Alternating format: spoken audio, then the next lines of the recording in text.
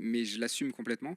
En fait, je peut-être pas, je vais pas prendre mon cas particulier. Je vais prendre l'exemple de Gaspard Kelly. Gaspard Kelly, c'est un chercheur allemand qui bosse à Heidelberg et il travaille sur les coraux. Ok. J'ai vu son labo, il m'a présenté tous ses travaux, tout ça, c'est passionnant, il y a de très très belles images dans son labo, c'est incroyable, des images marines incroyables. Et puis au bout d'un moment, il s'est arrêté et il m'a dit, mais à quoi ça sert? Parce que dans 25 ans, il n'y a plus de coraux. Et là, c'est vrai que ça sèche un peu quand même. On se dit, bah oui, en effet, il restera des coraux en mer Rouge. C'est trop tard pour les coraux. Le plus 5 degrés, c'est le seuil, quoi.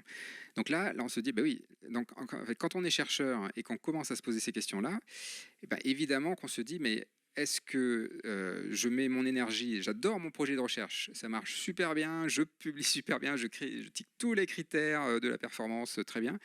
Mais si c'est pour en fait passer ma vie à faire mon métier passion, mais sans engagement sociétal, dans un moment de basculement incroyable de civilisation, il y a un moment, alors je dis pas que tout le monde doit le faire, mais si on peut le faire, faut le faire. Et c'est plus simple quand on est, comme moi, un chercheur qui est quand même plutôt milieu fin de carrière, que quand on est un jeune chercheur qui vient d'être recruté, où là, pour le coup, il faut faire sa niche, etc. C'est comme une start-up, quoi. Au début, il faut bien être dans la performance, mais là, moi, je pense qu'il y a, j'ai pas d'excuse pour ne pas le faire. Et surtout quand il y a un thème comme ça qui devient fertile, faut l'accompagner et après le déléguer, hein. Le but, c'est pas que je devienne le gourou de la robustesse. Ouais. On forme des intervenants, etc., pour que ça Ouais, soit pluriel. des petits colibris. Mais il y a des personnes qui s'emparent du sujet même en début de carrière, comme Timothée Paric avec la décroissance, par C'est vrai. Oui, exemple. j'aurais pas exclure ça, hein, bien sûr, hein. Oui, Mais oui. c'est juste que c'est beaucoup plus C'est plus. dur, hein. Oui. Chapeau à eux, quoi, hein.